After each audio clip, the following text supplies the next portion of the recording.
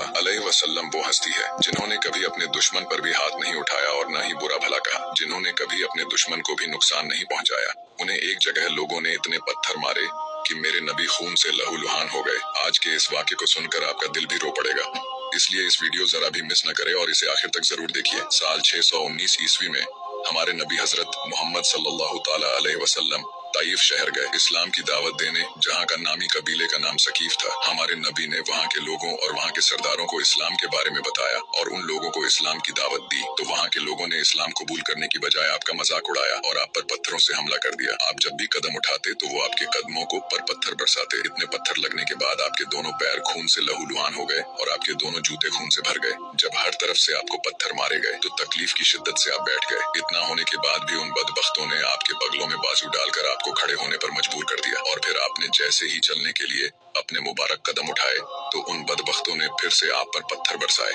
साथ ही वो हंस रहे थे और कह कहे लगा रहे थे। आपके साथ एक सहाबा भी थे जिनका नाम जैद बिन हारिसा था। जब लोग आप पर पत्थर बरसा रहे थे तब जैद बिन हारिसा आपको पत्थरों से बचाने के लिए खुद को उन पत्थरों के सामने कर रहे थे, जिस वजह से वो भी खून से लहूलुहान हो गए। लेकिन इस हालत भी उन्होंने अपने आप की बिल्कुल भी फिक्र नहीं की और नबी को ऐसी हालत में देखकर आपने उन्हें अपने कंधे पर उठाया और दौड़ पड़े। और जब आपको कोई आसरा नजर नहीं आया तो आप मोहम्मद सल्लल्लाहु अलैहि वसल्लम को एक बाग में ले गए और अंगूर की बेल के नीचे लिटा दिया। वो बाग उतबा बिन रबिया का था, जो आप सल्लल्लाहु तआला अलैहि वसल्लम का सबसे बड़ा दुश्मन था। जब जैद बिन हारिसा को कोई पनाह नजर नहीं आई तो वो उस बाग में घुस गए। तभी वहाँ उतबा बिन रबिया आ गया, लेकिन जब उसने हमारे नबी को इस हालत में देखा तो उसका दिल भी भर आया और वो अफसोस के साथ कहने लगा कि ये ताइफ वालों ने मोहम्मद का क्या हाल कर दिया। मेरे नबी का ताइफ वालों ने ऐसा हाल कर दिया था कि दुश्मन को भी रहम आ गया। वो दौड़ा दौड़ा गया, एक प्लेट में अंगूर भरकर अपने नौकर से कहने लगा कि ये अंगूर जाकर अल्लाह के नबी को दो और कहना कि तुम्हें रिश्तेदारी की कसम मेरे इस अंगूर को वापस न करना खा लेना। वो गुलाम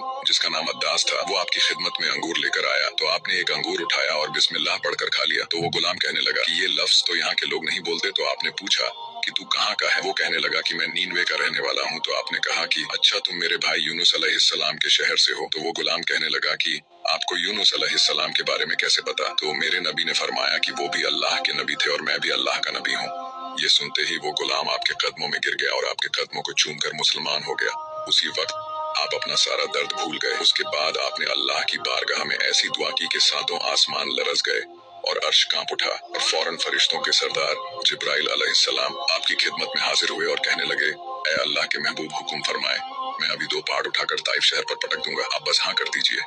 अल्लाह की मर्जी शामिल है, बस आप हाँ कर दीजिए। तो मेरे नबी जो पूरी दुनिया के लिए रहमत बनाकर भेजे गए थे, उन्होंने फरमाया कि नहीं, ये न सही, इनकी नस्ल में ही कोई ईमान ले आए। मैं अजाब दिलाने नहीं आया, मैं तो रहमत बनकर आया हूँ। सुभान अल्लाह। ऐसी हस्ती थे मेरे नबी जिन्होंने कभी अपने दुश्मन के बारे में भी बुरा नहीं सोचा। और कुछ बदबख्त लोग मेरे नबी की शान में गुस्ताखी करते हैं। असल में इन लोगों का ही किरदार खराब है। हमारे नबी हजरत मोहम्मद